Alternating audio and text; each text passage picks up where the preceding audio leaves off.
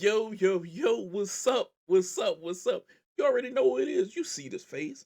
You see my boy's face, Rob. This is Bruh Migos podcast. Hey, and we always got a banger, and we always got some information for you boys. Today, we're going to talk the Ngannou and Joshua. This is kind of how friends is like, this should have panned out the first time.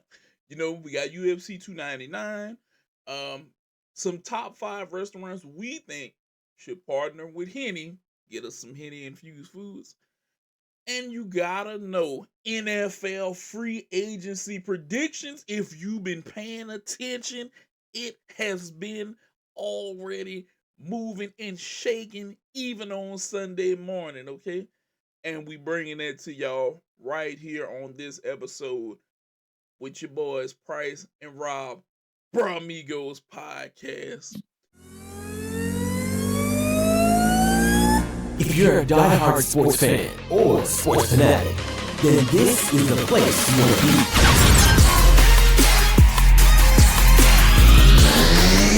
be. You're now listening to the Bramigos podcast, the best place for all sports everything. So pull up and let's go.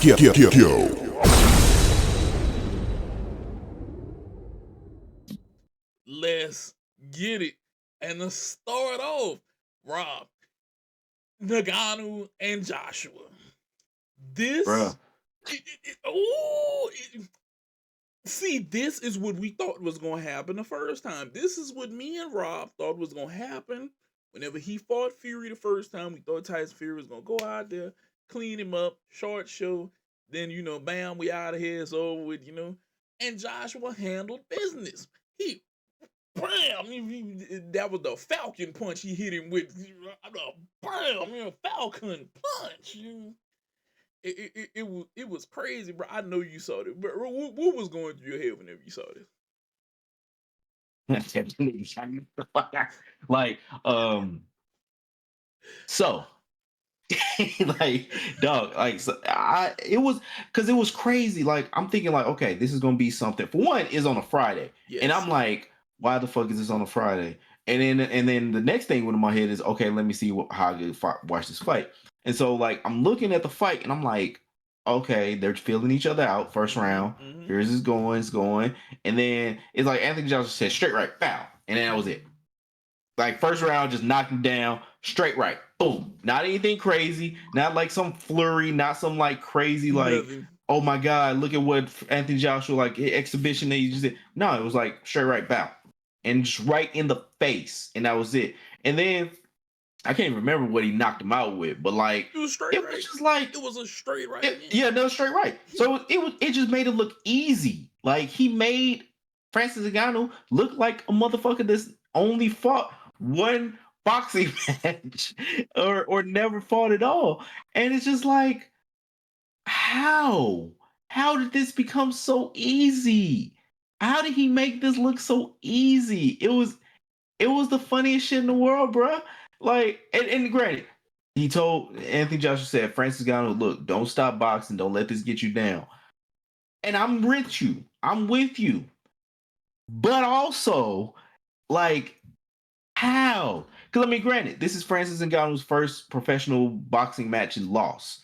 And he's only fought world champions. So, yes, the only way to go is up from here. Like, he can fight Andy Ruiz if he's still fighting. I can't name too many other, like, boxers. Usyk, all those cats.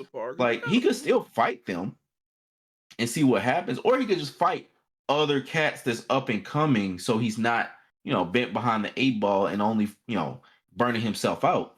But, like, damn, bro. That, like, you didn't even get to pinch the bitch. Like, you didn't do nothing. Francis. Nothing. I'm a keep it a buck with you. I'd rather see you fight Jones right now in the PFL or however y'all got to do this. If it got to be a Saudi thing, I'd rather you and John Jones do that once he's recovered. But I'm not going to say I'm totally against it, but what Rob just said, fight some dudes that's up and coming, get your feet wet. I'm telling you, Rob, like, from a boxing standpoint, he didn't keep his guard up. He went in there, he got slayed by some simple shit. It's like it's like the money already had him. He was like, I'm good. It's like we talked about before. He True. made 10 the first fight. He made 20 this fight. He's made way more money than he's made True. in his entire UFC career in 2 fights. So win or lose, he won financially. But if he wants to box, nah, you gotta step in the ring now with dudes on a lower caliber, because in reality, you didn't lose the fight to Tyson Fury. They gave him that fight.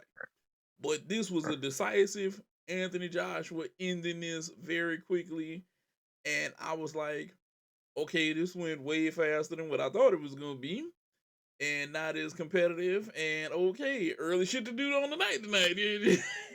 it's, Right. it's a new day. Like it's like, oh, I thought this was gonna last 30 minutes, but apparently I was wrong.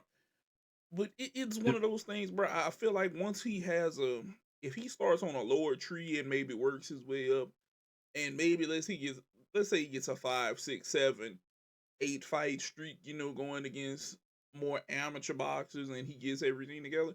Maybe he can make a little push. Maybe he could work back to somebody like maybe like a Joseph Parker, or maybe even a Deontay Wilder or something like that. And he can get in the ring with them. He work his record up 8-2, 10-2 real quick, getting some matches, try to box 2, 3 times a year right now, and actually Yep. develop more skill and more guard. Then I can see this working for him. But right now, dog, that shit looked way too easy. He was like, bam, right in the kisser, and it was done with. It was just done with. Like, it surprised me. He gave it bam, right in the kiss. And I was like, dog, I was expecting this to be a little bit longer. I had kind of cleared the schedule. I sat here, watched the other fights. I was like, locked in.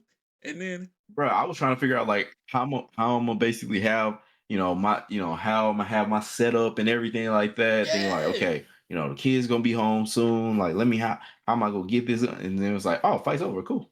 yeah, it was like, well, Like, schedule that was was it. cleared up. Just, but Francis, we wish you the best here. If you start over, you get to it, but you got that money, dog. That's the upside to it. That's the way Hmm. I'm looking. I'm looking at it like that. But while we on the boxing, let's get this one kind of out of the way. Jake Paul and Mike Tyson. Oh, come on now, dog. I understand, Jake Paul, you want to prove yourself, but you lost to Tommy Fury. Now you're fighting Iron Mike Tyson. Now, granted, Mike is old, okay? Hmm. We don't know what Mike has in him boxing, or if you could hurt Mike Hmm. at this stage in his life. But I know one thing. I think his ass could still hurt people, okay? He may not be biting ears anymore, but the man's probably still kind of nice. Now, granted, Jake Paul has Hmm. been fighting. He fought Borland, but I will say this. All of the people pushing him because he beat Borland hadn't really fought. He was 35. He used to be Golden Gloves. This is not somebody he's fighting around the peak. This is not somebody who's a knockout artist.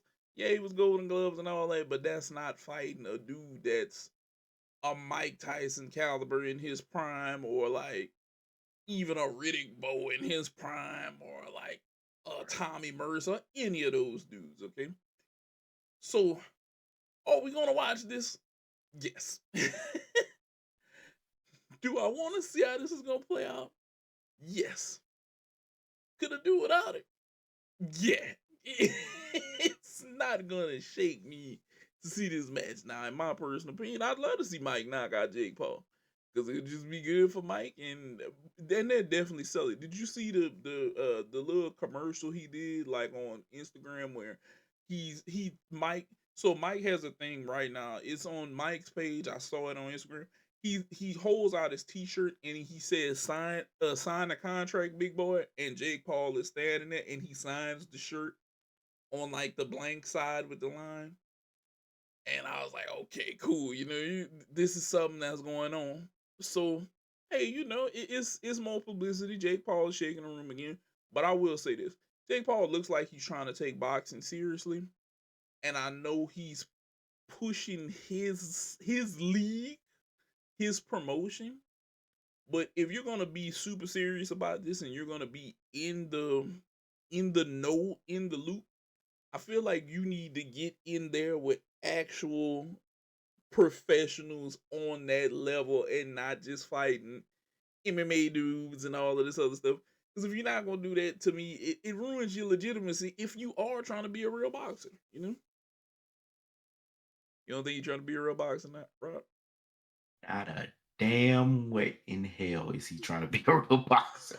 That man is just trying to make money. And that because Stephen A said the same thing you saying, bro. And I get it. I understand where y'all coming from with it. That motherfucker is not trying, he is not trying to actually make any kind of boxing career. He's trying to box.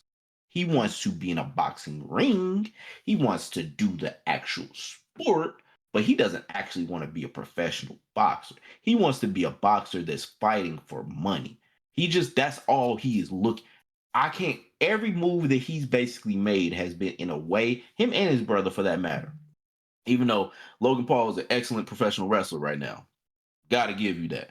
But like, Definitely. Jake Paul, that motherfucker is not trying to actually professionally box because everything that he's done hasn't been about let me better myself. Let me put myself in the ring with actual talents where I can sharpen my skills. Hey, can I fight that dude? And do you want to see me fight that dude? That's all it is. Like, we got another topic that's going to be coming up about two people that's been in a foot race. Neither one of those motherfuckers trying to actually run track. They're just trying to run a foot race for some money. And so, like, it's not a thing of this dude is trying to actually be a professional fighter. He just wants to fight a professional. And it's not because he's going to fight whoever you're going to want him to see him fight. And granted, when it comes to this and Mike Tyson, my opinion is the juice ain't worth the squeezing. And basically being it, Mike, you're 57 years old. I got you, dog. I don't never want to fight you. I don't even want to think of myself even trying to fight you. But it's the point of this little young motherfucker think he could fight you. And I ain't saying you gonna lose. I'll be the first person to say I ain't gonna say you gonna lose.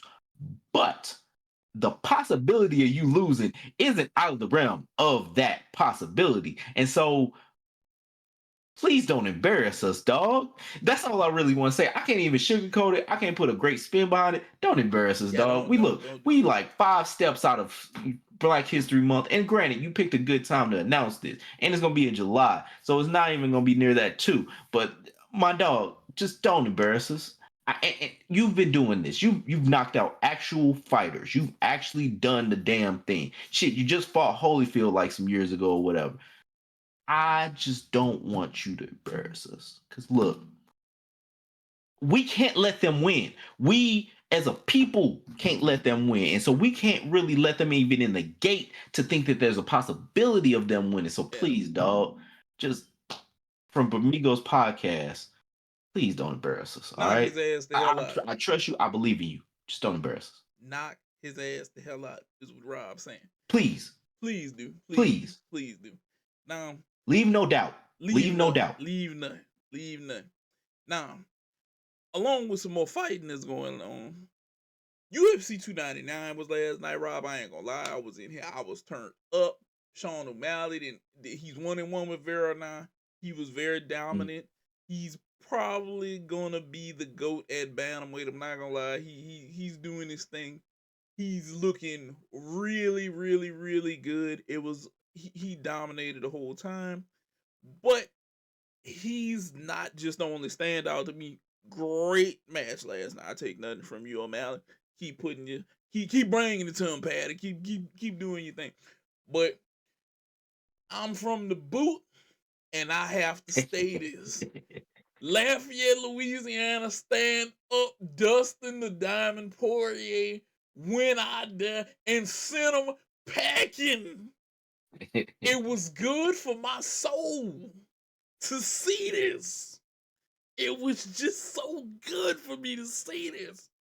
And it was like, Dustin, do it to him. And I was like, bro, it was over. It was crazy to watch him get that victory to make a great comeback.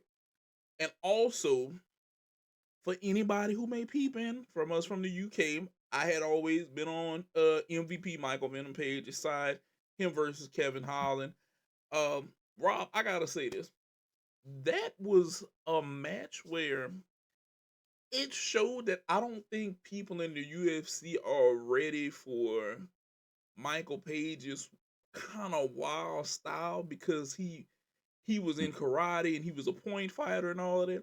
And I don't think that nobody's ever had to deal with him bouncing around. That, bro, dude is like a 6 foot something black tigger jumping around on 2 feet back and forth, in and out, strike quick, in and out.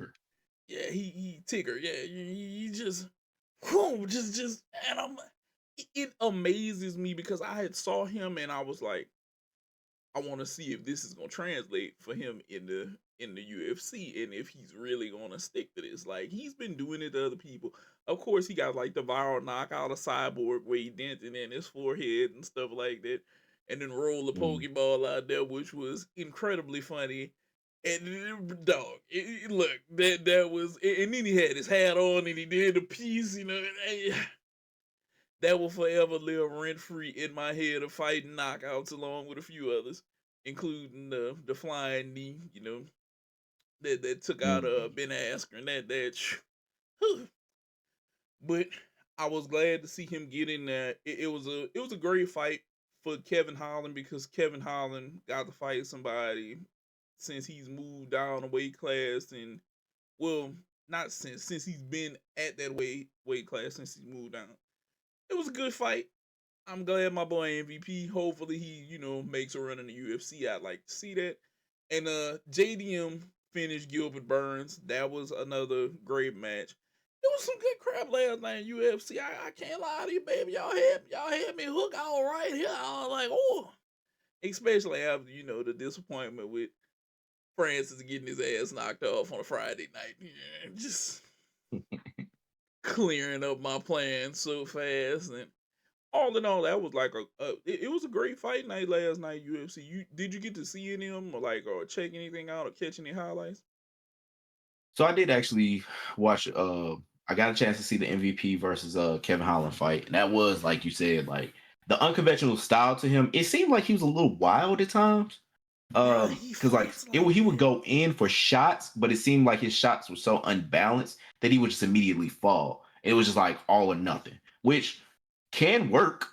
Can like all the nothing can work in any kind of fight, but it was just like he the bounciness of it, I think, was like knocking Holland off. Like basically, he just couldn't get a grasp. And I think Joe Rogan or somebody had said, or Cormier made that kind of comment. It's like he can't really get a good grasp on and get a good game plan from him because of his style being so unconventional. Um, but then yeah, I only saw that in the Sugar Shane fight, and yeah, Sugar Shane just dominated, dude. Like from sun up to sundown. Bruh. Like Vera didn't really have much of a match against him. It was just like Sean just basically did the goddamn thing the whole fight, and yeah, he made it work. So I remember But I, yeah, I remember Sean saying that his gas tank went low whenever he fought Vera the first time. That's how Vera beat him. And he mhm, was ready. He showed you he was ready last night. yeah. That's why I said he's probably going to be the go to the bantamweight for men right now. He's that dude right now. That's his division. That's him working. He has incredible power for his size. He can turn the lights out on you at any moment. He can get down. He can wrestle with you. He can go the distance now. And now that his gas tank is there, I think he's probably going to stay there defending the belt for a while now. I think he's literally. I'm gonna say this: the next person that gets in there with him, whether it's Vera for a tiebreaker or whoever it might be, you're going to have to. I think the only way you're going to beat Sean is if you can some kind of way press the pace and keep up such a high pace for the next 25 minutes and try to wear him out and either make him submit or look for a shot. You're gonna have to Nick/Nate Diaz them 50% punches and just land a bunch of them and just we gonna go the whole match like this with me tapping the crap about it all match. I think that's gonna be the Mhm. only way you got a chance at beating Sean. That you're gonna have to figure out how to wear him now. But that UFC was nice. UFC was very nice last night. I enjoyed it.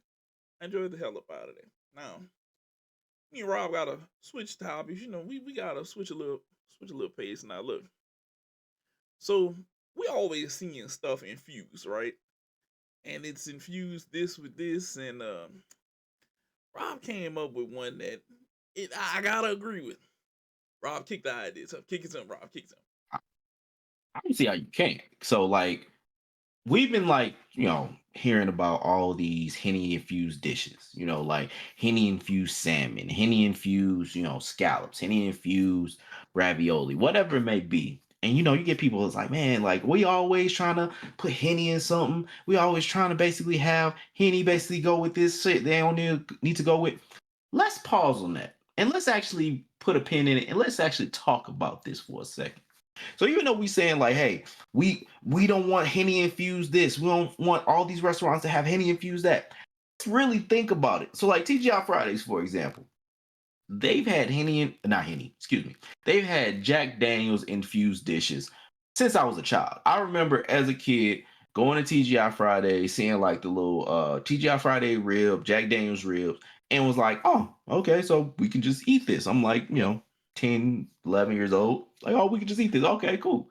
Whatever. And it was good. I like it. Like TGI Fridays. Shout out to you. Like, I fucks with y'all heavy with y'all Jack Daniels dishes. But it's about time for somebody else to get put in this game. So let's go with Hennessy, VSOP. Like, what are y'all like? I think y'all can basically be a part of some of these restaurants' dishes and really be a value member and get yourselves out there. So I got five places that y'all should really look at as far as who y'all can go to basically make a dish. So let's go with first one, Cheesecake Factory. Cheesecake Factory, we love some Cheesecake Factory. It's a huge menu. There's a lot of space that you can basically have something in there. You can basically have Hennessy stuffed mushrooms, Hennessy, egg rolls. You could have Hennessy's anything you want and basically put that in some dish. Or, like the homie Nate said when I was talking to him before this, Hennessy cheesecake. Have something that you can infuse into it and basically make some kind of, glaze or some kind of something that basically Hennessy would be involved with that. Like, I think that would be a great thing for you guys to come together with. The next thing, Buffalo Wild Wings. Wings is easy. I don't say easy because I don't know how the ins We and gonna outs call of them it. But wings. as Easy. far as making wings and making a Hennessy glazed wing, because Jack Daniels, with TGI Fridays, they've already done this with ribs and other things and shrimp. Hennessy infused wings will be a huge hit that basically you could put on the menu and it's gonna sell out absolutely. Or you could basically put Hennessy dip and make fries and stuff like that, dip it in the fries or shrimp or something like that. Like you could do anything you want with the Hennessy Buffalo Wild Wings. I'm thinking that's gonna be something that be up your alley, especially because you're already serving drinks. So you already basically have people, or you have people there to drink things. Have it just as an addition, like have it basically, your liquor before your beer if you want to do it like that. But yeah, like Hennessy infused wings, Buffalo Yes. Wild Wings, get on it. Another place, if Buffalo Wild Wings, you don't want to do this, Wingstop. Rick Ross, holla at me, man. Look, Hennessy infused wings on your side. Hot, you already doing the hot honeys with your bomb. Do it with the sandwiches too. Henny infused sandwiches, dog. Like let's go with it. Mm. Or have like a dip. Like basically, if Buffalo Wild Wings don't want to do it, you do it. You have it, man. Like I'm just saying, like this would be something y'all serve liquor too, because I've seen the beers there. Y'all can basically have this at y'all spot, and I'm telling you, it will go off like gangbusters. Because if y'all don't want to do it, this is another place, and I know y'all gonna really come at me with this. Y'all gonna basically be like, Rob, what are you doing? You're trying to end the world. And you know what, damn it? Maybe. Because my next place I'm thinking about, Waffle House. Waffle House, you are already the after club spot. Why Ooh. don't you basically serve Henny infused syrup? I'm telling you, like, if you basically can have like some kind of Hennessy in dish, y'all got the steaks, you got this hash brown, you can have it you can have it chop, slop, and chop, and have Henny all on top. Like you can do all of that together and have that as your after spot and really nightcap your whole night with something that basically you probably was drinking maybe an hour before that. I'm just saying, Henny infused dishes, Waffle Houses, make it happen. Yes, I am not liable for anything that happens after that, but have it at the forefront. So I'm just saying, guys, think about this. And the last one, and this is a tie because I really couldn't think like who should have it. But look, I want to say on one side, Yard House. Y'all can think about it. On the other side, Hooters. Y'all basically can hash it out and see like, or do both, and just be like, hey, how can we, Hooters? How can we have Henny infused wings? Yard House. How can we have Henny infused appetizers? Something where y'all can come together and be like, hey, this is something that's going to be good for both of us and bring a lot of people in. Because look, Hooters and Henny, that just really goes together. I don't even know how it goes. I never had it, but I'm just saying I can visualize it in my mind, in my third eye.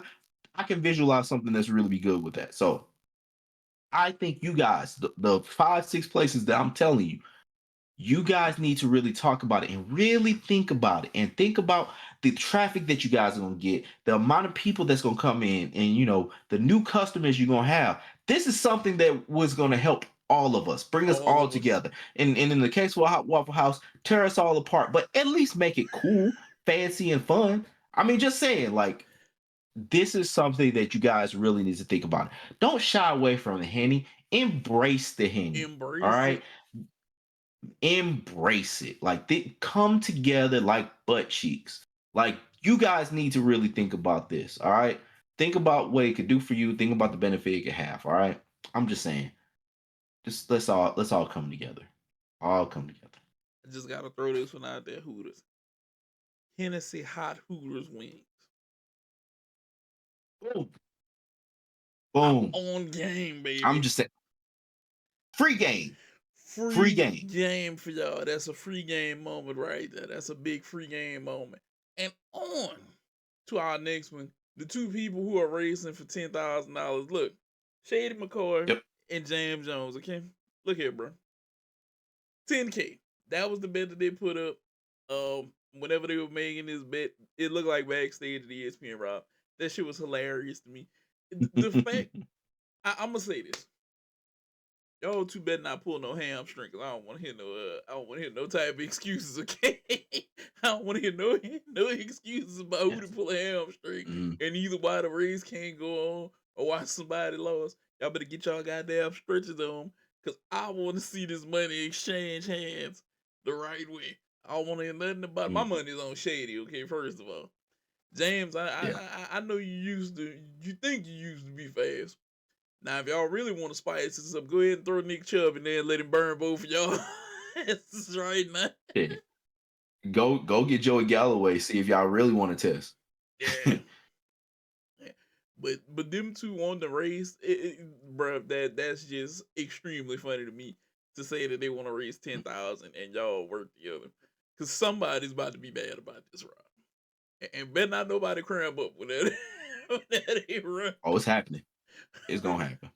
Somebody limp to the side. I can't give it to you because I ain't finished the race. I called a Charlie horse, bro. It's gonna be funny. That's definitely gonna be something to watch. But moving on, our big topic of the day: NFL free agency is here on Sunday. Today, while we're recording this, I don't know if you guys have saw.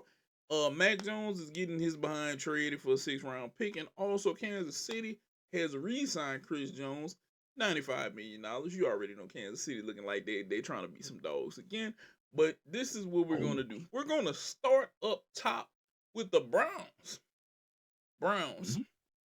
So, look, the Browns just made a move. They got Jerry Jeudy. Okay? So now we're looking at Deshaun Watson, Jerry Jeudy, Myles Garrett is up there. Rob thinks y'all should go in for Derrick Henry. Rob, I'm gonna let you go ahead and take that one because I gotta be opposed to that one. Go ahead, Rob. Go ahead. Why do you think they should go ahead and get Derrick Henry on that one? So yeah, we're having a little Bramigos versus in a sense on this one. So my thing has been like, if you're now that, even though I wrote this before the Browns went and got Jerry Jeudy, if I am the Browns, and I have Nick Chubb coming off of an ACL, and I have Derrick Henry having the workload that he's had all these years, and it's about what 29 years old, something like that, Like 30, I think. Once he's 30. 30. Mm-hmm. And so if I'm having both of those things together, and I'm like, this is two of the most bruising running backs that's in the league right now. Two motherfuckers that basically nobody really wants to tackle, for real, for real. I'm putting both of them in the backfield and I'm having them share carries versus both of them, either one of them being a bell cow. Like, because you don't have any kind of days off. Like Derrick Henry can't catch out the backfield. Nick Chubb can catch out the backfield. Like, it's not to where you're only going to be one dimensional, but there's no, like, it's a relentless attack towards the defensive lines, towards the linebackers. Nobody's going to want to tackle that all game. Like they're like it's to where like, hey, I got Nick Chubb. Okay, I got through Nick Chubb for first and second down. Here's fucking Derrick Henry coming.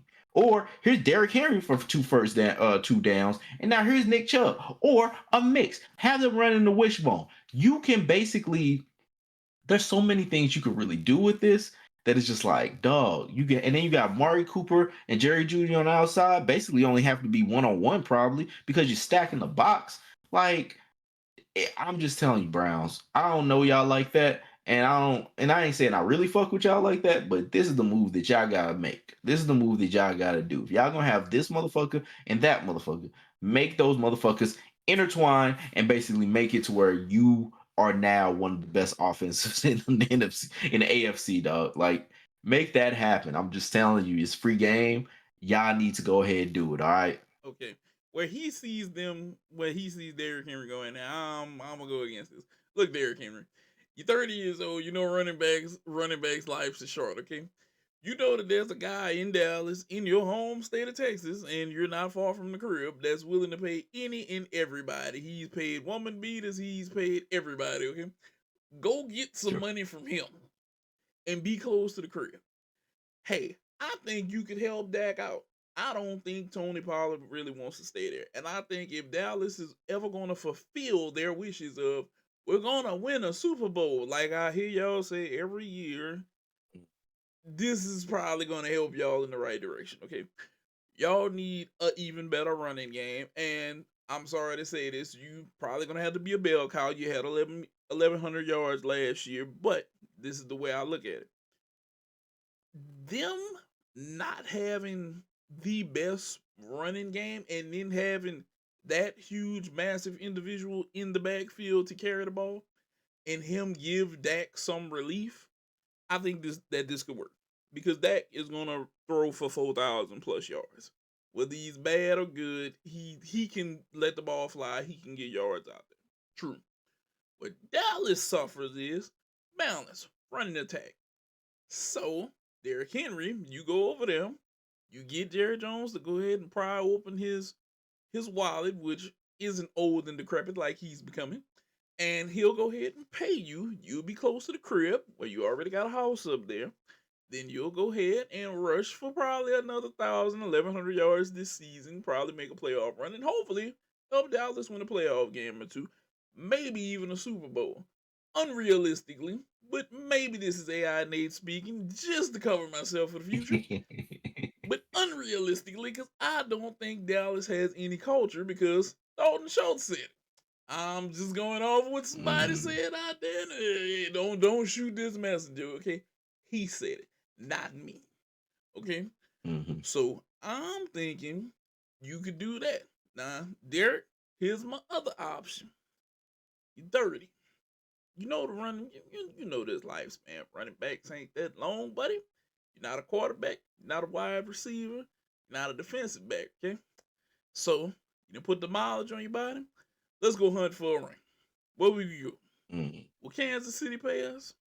Who can we go to that might have a shot at winning this ring and we walk off one of them that things on our finger real quick and we say, you know what, I made some money. I got me a ring. I made some more money. Stick around a little while, make a little bit more money, and then dip out the door. Okay? That's how I see your options. Maybe it could be with the Browns because the Browns are looking kind of nice right now. Maybe it could be with Dallas. Maybe I don't know. Maybe Kansas City wants you to help Pacheco out. Maybe they want a smash and dash in the backfield. You know, you let him dash around and you just go up the middle and just run people over and drag them 5-6 yards. I don't know, but it has to be somewhere like that. We either getting paid or we chasing a ring. Okay, so Right. it's up to you what you gonna do. I know you made like 50 mil. Well, you probably made closer to about 60 in your career. But hey, it will be up to you. Me personally, I gotta go against the Browns thing because I don't know. It just it feels like a 12 win and then possibly a playoff run, maybe. If Deshaun Watson is, on his crap. It sounds really good Right. on paper, you and Nick Chubb. I'm not gonna lie, because you can't catch out the backfield. But that doesn't matter, because whenever you are a massive human being like you, damn, I'm catching the goddamn ball. Just hand it to me and I'll run over everybody. That's what you do Yep. best. So, hey, you don't need nothing else. It doesn't matter. So, either ring chase, get paid, maybe be a Brown, maybe be a Kansas, maybe be a Chief. You never know. But I know one thing. Chicago Bears ain't it right now. At least for right now. We talking pre-draft right now. For sure, they're not it. And I don't think the New York Giants are it either. Because I think Saquon is about to get out to hold it down. So, now, moving on. Rob. Oh, Rob. What up? Your Vikings. I see you have a wish list here for Christian Wilkinson. Go ahead and plead your case to the people of Bramigos podcast for one Christian Wilkinson. Well, Christian Minnesota Wilkinson. Vikings. We're here. We're here. I'm coming to you on sitting knee because I ain't bending knee right now. I guess it's bent a little bit. A little bit. Please go get Christian Wilkins. Pretty please. He already has a rapport with Brian Flores. I would rather not go draft a defensive tackle. Now, if you go get edge, like you go edge, you go get Jared Verse. I'm with you. I'm good with it, especially because we don't know what Daniil Hunter is gonna do. And when they talk about quarterback, I know everybody's talking about y'all getting JJ McCarthy, and I know y'all motherfuckers might, because Bo Nix is right there too, and y'all would basically disappoint me in that way too. And y'all not go get Penix or try to go up and get Jaden Daniels. I get that. But if you're going to go defensive tackle, and we absolutely need a defensive tackle, go ahead and get a top line one. Go ahead and get Christian Wilkins. He will be the next best thing to Kevin Williams that we've had in a very long time. Don't try to draft. Go get an actual factual defensive tackle. Go get somebody that's proven. Go, because at first I was thinking Kinlaw, but Kinlaw ain't as good as Christian Wilkins. I was thinking Leonard Williams. I would be okay with that too. But go get somebody that's an actual defensive tackle, somebody that basically is going to be worth it. It looks like Fletcher Cox is retiring, so I would have said him too. Go get a defensive tackle. Don't draft a defensive tackle. Get a ready-made tackle. We got the cap room. I'm just looking right now. We got 40 mil of cap space right now. And I mean, with Cousins coming off, that might be bigger. But like, go get a defensive tackle. Pretty please. And if you want to go get Justin Simmons too, that'd be great too. But go get a defensive tackle. I beg you. Please go get one.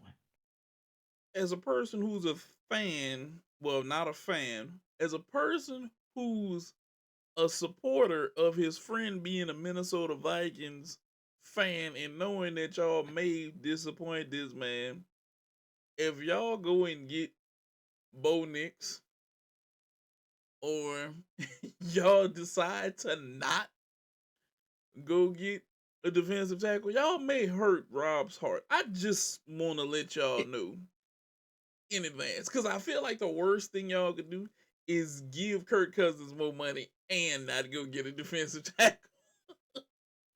No. Here's the thing. So, and I appreciate it, bro, because you know me and you know how I've been talking about these motherfuckers for so long. I know. It's the thing of, if they was to go get Bro Nix, it wouldn't break my heart. It'd be what the fuck they do. Because to break my heart would mean something that I don't see coming. Something that I'm thinking that, like, okay, y'all not gonna do this again. y'all broken my heart too many times for me to break it again. So if y'all was to go get Bo Nix or even JJ McCarthy, which I don't know shit about really, and I don't think anybody really knows shit about, but everybody has some kind of take on them. If y'all were to go get those two motherfuckers and not go get Michael Penix Jr., who's been showing the fuck out, who wide receivers absolutely been saying they love him, I would basically be heartbroken by that. But for saying that it's gonna heartbreak me if y'all go get Bo Nix, it's just what y'all do. It's par for the course. Y'all just do this kind of thing. Y'all basically are like, hey, here's this guy that we probably should get, and actually should have. And something like this gonna be a little bit better. No, let's go get this other motherfucker right here. That is ain't worth a damn. And it's not gonna be worth a damn. And it's not gonna get past the first contract. That's what you guys do to me all the time. And so that's why I asked really nicely to go get Christian Wilkins. I know Flores has probably been asking the same thing. Please help both of us in getting the person that is better for this team than anybody else. Please go do it. Just do it. All right. Don't think about it. Don't overthink it. Quessy, I'm looking at you square in the face. We ain't great right now, okay? You've basically made some good moves, but we ain't great right now, okay? Do the right thing. All right.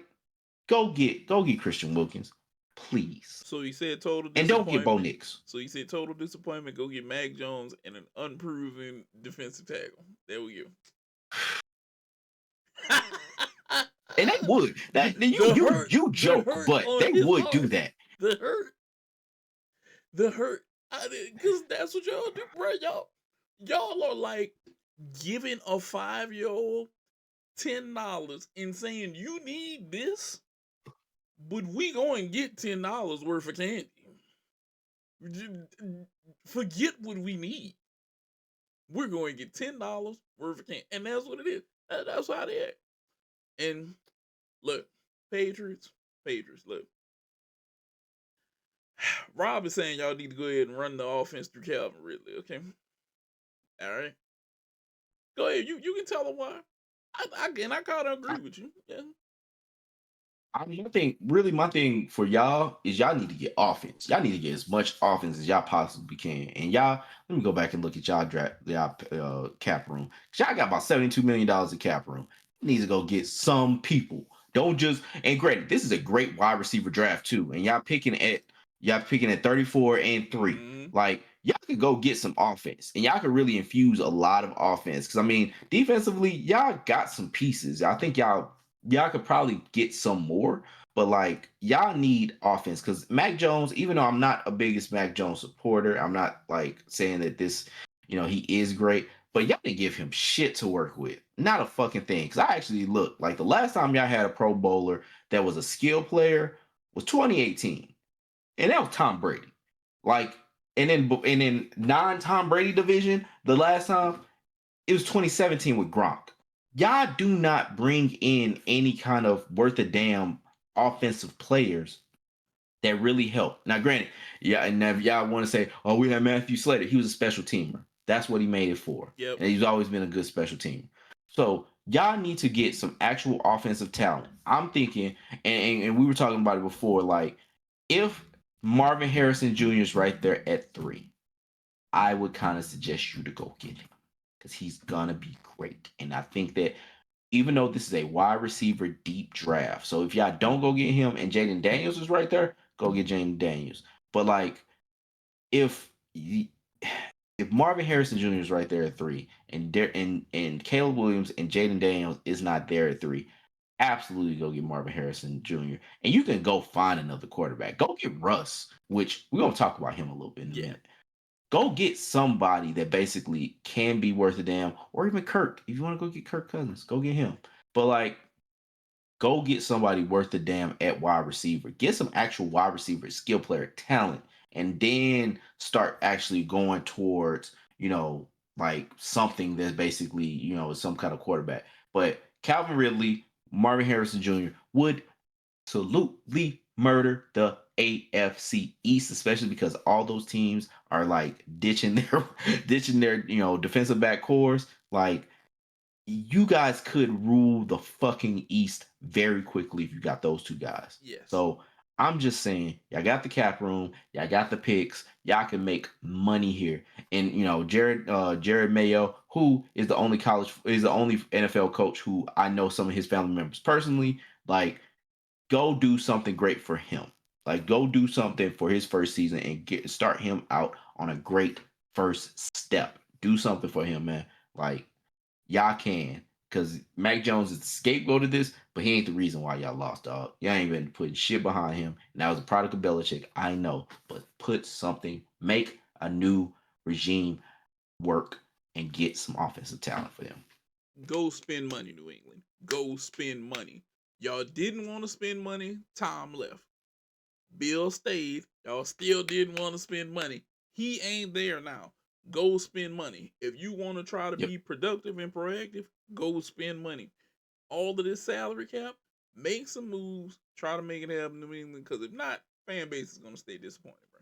It's that simple. Yep. It's nothing more, nothing less to that. Y'all have to spend money now. Y'all don't have an option. I know that y'all going to say whatever, but hey, y'all can feel how y'all want to feel, but if you don't spend that money, or you don't at least show that you try, and don't just go give somebody the money to take up salary cap. Be productive with it. Be productive. You know productive. Productive. Yeah, productive spending versus I'm just giving you this money because I gotta spend this money. Okay. Now, to close out some of our free agency talk, we're going to talk about the curious case of Russell Wilson. Okay, as you guys know, Russell had Nathaniel Hackett. Nathaniel Hackett wasn't hacking it, to say the least. And then he got Sean Payton, and Sean Payton didn't like Russ from the beginning, and his teammates had to come to back him and say, look, he has an office because he studies film. He has these Yep. things because he's using them, not just because he wants them. Which to me, that showed that Russ was not as diva-ish as they tried to paint him to be, which is always a great thing. Which I want to say this, ESPN, it's a lot of you guys that have people up there that are former players. They won't say that part though. They just throw that out there and they just skip over the fact that his teammates backed him and said he has this because he's studying film and all of this. Won't harp on that today. But this is quite a curious case though, because they're gonna release him. They're gonna eat 85 million, which is the biggest cap hit ever. Okay. Mm-hmm. Now I'm gonna start saying this. They've scapegoated Russell for Sean Payton. Okay. Sean, I said this in another podcast. Well, in a early episode. You may be making your bed, and if he goes somewhere and makes a deep playoff run, let alone wake up and win some type of Super Bowl, you're going to have to eat crow and eat all kind of other stuff because you decided that we needed to eat this. You should have played this out. You should have, Rob. It's a lot of things I could see to make you get up off of a player. Okay, attitude, problems. He's not cooperative. Mm-hmm. All of this other stuff. I can see you saying, okay, this is why I'm gonna get up off of this guy. But why are we gonna get off a dude who's a picturesque, perfect role model husband?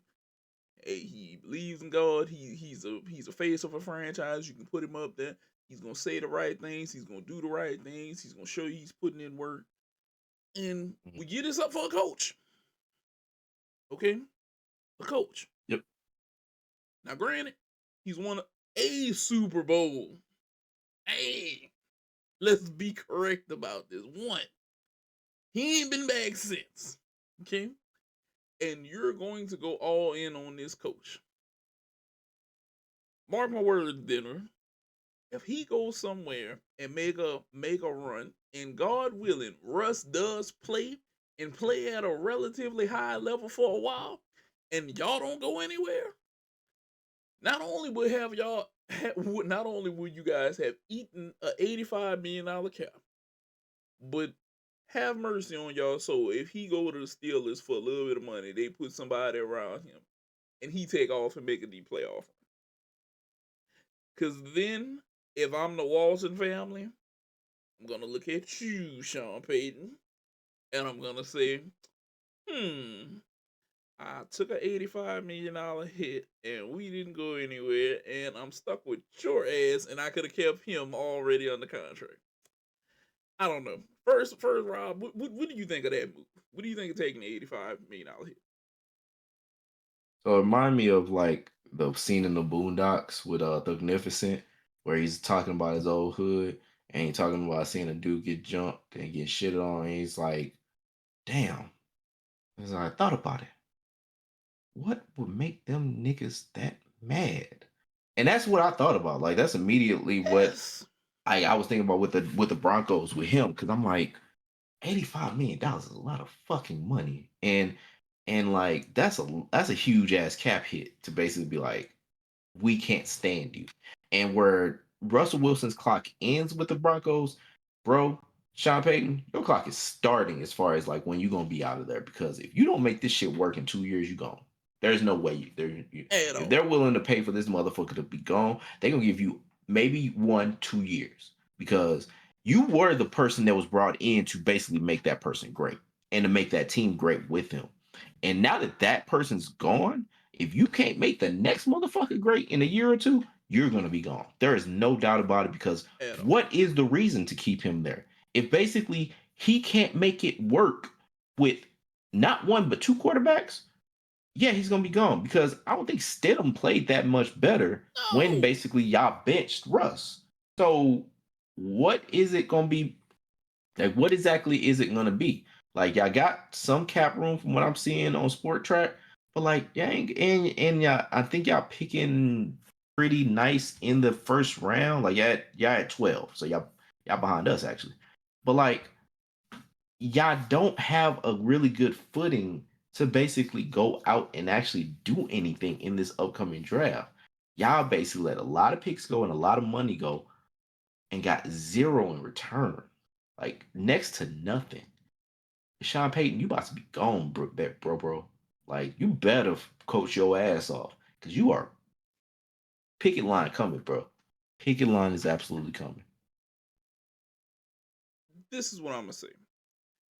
They gave up. Let's see.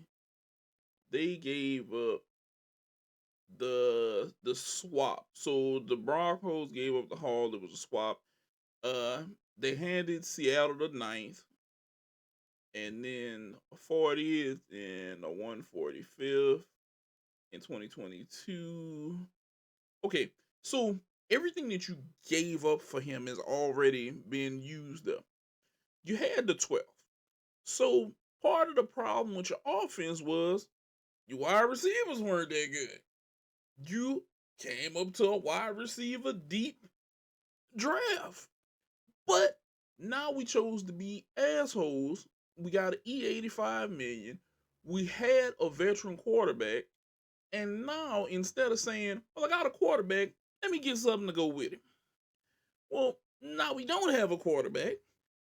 And now we have to decide, are we going to take one of these late quarterbacks?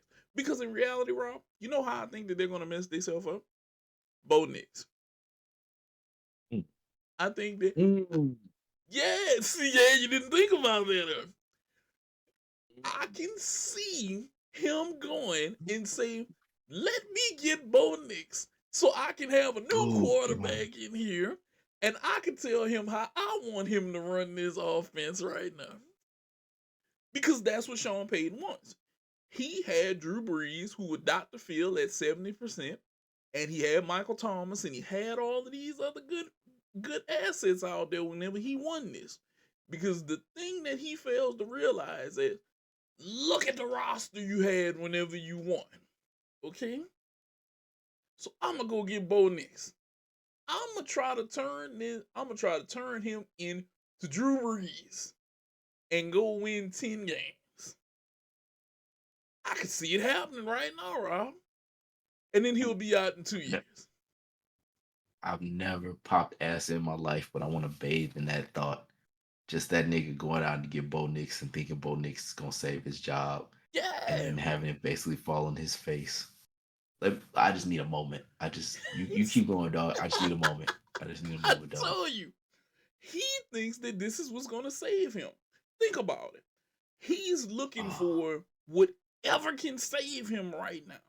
Because, like I said, let's play it. Let's play if was a fifth, and Russell Wilson goes to mm, the Steelers, and the Steelers wind up making a move to make sure that they get him a weapon. Okay, let's see. mm, Wide receiver, wide receiver, deep draft. Steelers picking 20. mm-hmm, We can get a valuable wide receiver on all of the wide receivers that's on the board this year. We get a wide mm-hmm. receiver at 20. He has Russell Wilson. Pretty decent arm quarterback, good defensive line, good offensive line. We just need our receiver to come out there and make enough plays and our defense to hold up for us to win games. Steelers were what, 9? They won 9 last year? And this is with um Mason Rudolph and Kenny Pickett. You won 9. So this is what I'm thinking. I think the numbers for them were right at about 206 and 206 yards a game, and Russell Wilson was about 226. Okay, and he had 26 touchdowns. I think you only got 11 from your quarterback core last year. So double amount of touchdowns with a better quarterback. Okay, and then add him some weapons.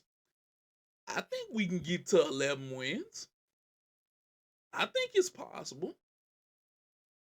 I think that's more than possible. 10-7, they finished 10-7. If you can go 12-5 now, if you can go 12-5 with Russell and make a push in the playoffs, hmm? Now what it Yeah. is? Because if you go 12-5 and you went 10-7, I'm sorry that I'm about to do this to you, Kenny Pickett. Kenny Pickett and Mason Rudolph. The only thing y'all got on me and Rob is that y'all 6'5" and 6'3". That's it. Y'all weren't the best throwing the football back then. Y'all would ball out in college and stuff right now. But right now in the NFL, it's not working for y'all.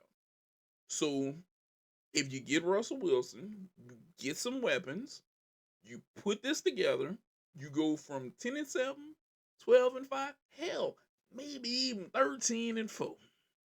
And we make a playoff run? Sean Payton. Now I gotta look at you. Now I gotta say, oh man, what am I gonna do with you? Because now we ate that money. They got him for cheap. Now I don't know. Now I see that you got Russ maybe going to Miami. What's up with that? Give me your thoughts. So my thing is, when it comes to Russ, like, I was thinking, like, all right, if the Miami Dolphins are not gonna go all in with Tua, because they always could basically say, hey, we're not, whatever it may be, they should go some in with Russ. Because Russ already said he's going to take the veterans minimum if he goes to another team. Yeah, And when you talk about Miami, they are a championship contender, especially, granted, that might be contingent on them keeping Christian Wilkins. Hopefully they don't. And he goes to Minnesota. But like, if basically Miami can have, Waddle and Tyreek Hill get some more for their defense and basically, have a basically championship contender team like they had been the last couple years. I think if they basically are, if Miami wants to go cheap on quarterback, Russ would be a good option for them to go cheap. And yeah, I know you had said, like, man, what would Sierra say about this? I'm thinking Sierra would be like living in Miami. I'm just making a guess. No state tax. Thinking they would be okay with that. yeah. They would. I also see them in Atlanta too, but that's a whole nother thing. But like, having basically them be in Miami with the Dolphins, I think would be a nice pick for them and for Russ, and a nice little landing spot for him to be at. And that's if basically Miami doesn't want to go all in on Tua. But they might just still sign, they might still be able to just sign Russ, and then that would be that. But I think that he could go to there, and I think that would be a great option for him to just be at, even as a backup, just to be at. Because I mean, I don't know what, as far as where teams are picking and who needs a quarterback, I don't know if basically him going anywhere else is going to be good for him. Like you got Vegas that's out there. I mean, him and Yeah, Devontae Adams will be pretty nice, and they could always go get another receiver or some more pick or some more stuff. Um, but like all the other teams that would be available that would have that don't already have a starting quarterback or a starting quarterback in waiting, it's not too many other places. Carolina maybe, but I don't see them basically going away from Bryce already. yeah, Um, yeah, like there's really not much else. Saints, I would think maybe could be a possibility, but they already have. I mean, they're always in cap hell, and they still are in that right now. yep, But like yeah, all the other teams kind of have something already going for them. But like, yeah, of all the options, Miami could be good for them if they basically want to, along with Vegas, along with maybe back up in San Francisco or something. But yeah, that's what I was thinking with that. okay. So it comes down to two questions. How much faith do you have in Russell? Is he going to Kurt Warner on the backside of his career and go hard and give you some really quality years? And if he does, how long are we going to go in on him? That's the two questions to me. Mhm. Because if he can be healthy and be productive and go hard, I'm going to say this. Now, this is going to sound like an outrageous one, okay? San Francisco, how sold are y'all on Brock Purdy? How sold are y'all on him? Because if we're talking win now, Russell Wilson on the veteran minimum, okay? You don't have to give him as much money as you might have to give Purdy, okay? Mhm. Get him for 2-3 years. You have him, Debo, Kittles, that defense. Mhm. Now you went that far with Purdy, who isn't the most seasoned quarterback. Like I said, I feel like the bright lights got to him. I feel like he wasn't ready because we saw whenever buttholes go tight, Patrick Mahomes is in there. He does his Mhm. thing. So what do you do now? With that being said, if I'm San Francisco, I'm gonna shake the bush. I ain't gonna tell Purdy no, but I'm gonna shake the bush a little bit, because I wanna I wanna play with the thought of maybe if I had Russ, maybe we outduel Patrick Mahomes. Maybe he makes the right throws and we possibly win this and keep one out of his hands. Maybe we make another run at this thing and we go crazy next season and go like 15-2. You never know. This could be a possibility. New England is gonna have to spend. Now, I'm also toying with this idea. New England, a lot of cap room. He's taking veteran minimum. We could sign enough people to make this plausible. Put Mhm. Foxborough back in contention. Make it look good. People are gonna show up. Hell, Brady still shows up every now and then. You think he won't come over and pat Russ on the back? He likes people like Russ. Russ, you gotta do this. Right. This is how you deal in Foxborough. This is how the ball acts and this, that, and the other. He'll come over there and talk with Russ. He likes people like Russ. Bill is out the way now. You don't have to deal with Bill. Jared Mayo's in them. We're Yep. running a different show now. It's a few teams. I know a lot of y'all may say, oh, we don't need him. I'm going to say this. The Giants, I wouldn't do. Okay? New England is a possibility due to cap space. Miami, maybe. Okay?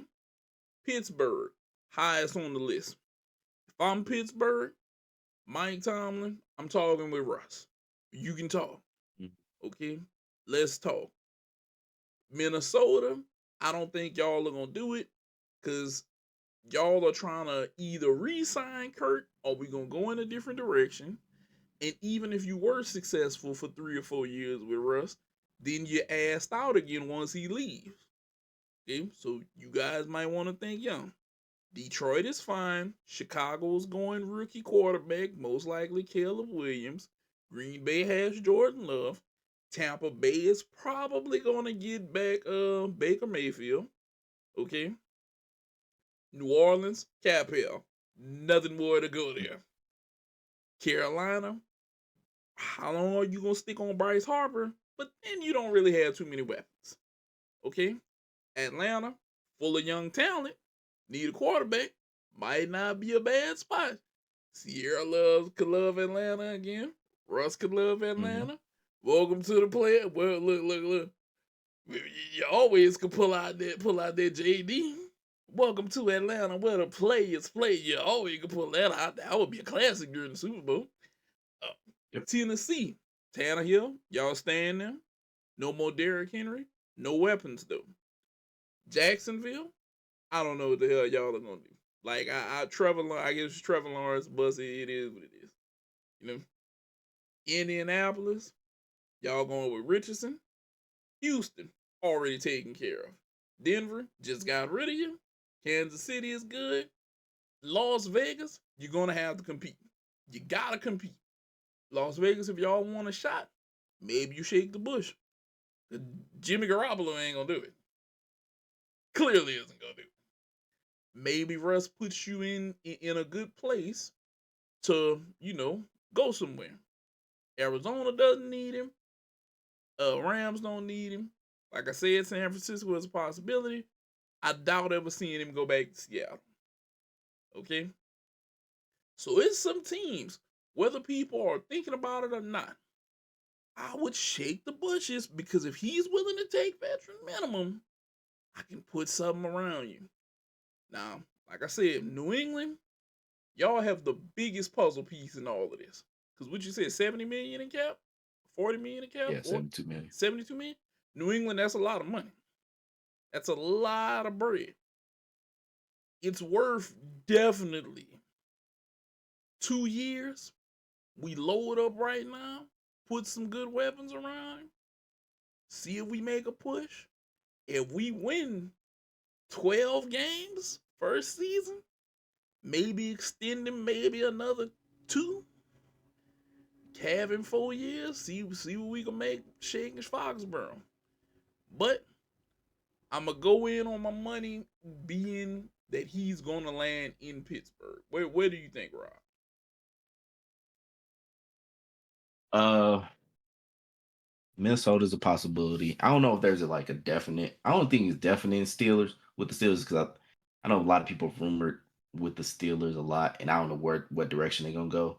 But man, it could be Miami, could be Minnesota, could be San Francisco, could be LA. I think the Rams would do it. You think? Um, because I don't know how long Stafford's gonna last. And then Vegas. Those would be my 5 spots that I would say he has a possibility of going. I don't see too many other places. Because I think in New England be a big one. Yeah. Mainly because it's like, yeah, you got a guy for the veterans minimum. You don't have, I mean, you could start him for when it comes to New England, you can still go quarterback and still start Russ. Yeah. Or you can go Marvin Harrison Jr. and still start Russ. You can do multiple things and basically be like, all right, we can have it this way and then find out which way we're gonna go. We don't have to throw our rookie quarterback to the wolves. We can basically have Russ be in place, and then once the juice and Russ basically wears out, we let him go, and we bring in this other quarterback. So I don't think it's a bad move. It can't be. It can't be a bad move, but I'm gonna say this. If I'm New England, shake the bushes. New England, shake the bushes if you want a chance at being relevant right now. San Francisco, this could be the wildest, most out of left field move that you could possibly do. But it also could put you in contention to have to deal with Patrick Mahomes if you got to see him again. Because you was right there. Purdy just couldn't get it done. And I've said it once, I've said it again. As much as y'all tried to anchor him now and say he's the next big thing, because y'all were playing this Daryl Morey analytics side of it, oh, his percentage is up here and this is here and all of this. Look what he has around him. He's not no look passing this thing like Patrick Mahomes was, okay? That was a different breed of animal whenever you put him in that system with Andy Reid. Granted, it is Andy Reid's system, but he still got to go out there and make the plays no matter what. And he made some. He just couldn't make all of them. So, San Francisco, heed my warning. This could be boom or bust. But I think you're going to spend more money on Purdy, and if it doesn't work out, he's going to do to you guys what Brock Osweiler did. Get a big payday, and then maybe fade out of the league if nobody else wants him. That's all I'm saying. That's all I'm saying, guys. That's just our little input today on Bramigos podcast. So, yep. We've had you guys' ears, we try not to hold y'all too long, but we had to talk about everything today. We did. We had to. We had to hit it off. But y'all already know we love doing this. Hey, like, subscribe, come tweet at us, come look at us on TikTok. Give us your feedback. We want to improve. We want to be better for you guys. And as always, Rob, let them know that we about to get up out of here. All right. Good night, Canada. Good night, Taylor Swift. Good night, whoever you want to say good night to. Happy daylight savings, everybody. We lost an hour. Congrats. But we here now. So give us back the damn hour. Give us back that damn hour. I would love to have that hour back. You see these eyes? Give these eyes back that hour. But good night, y'all. Good night. We love y'all. Peace. Catch y'all later. Thanks for checking out this episode of the Bramigos podcast. Make sure to like, comment, and subscribe so you never miss an episode.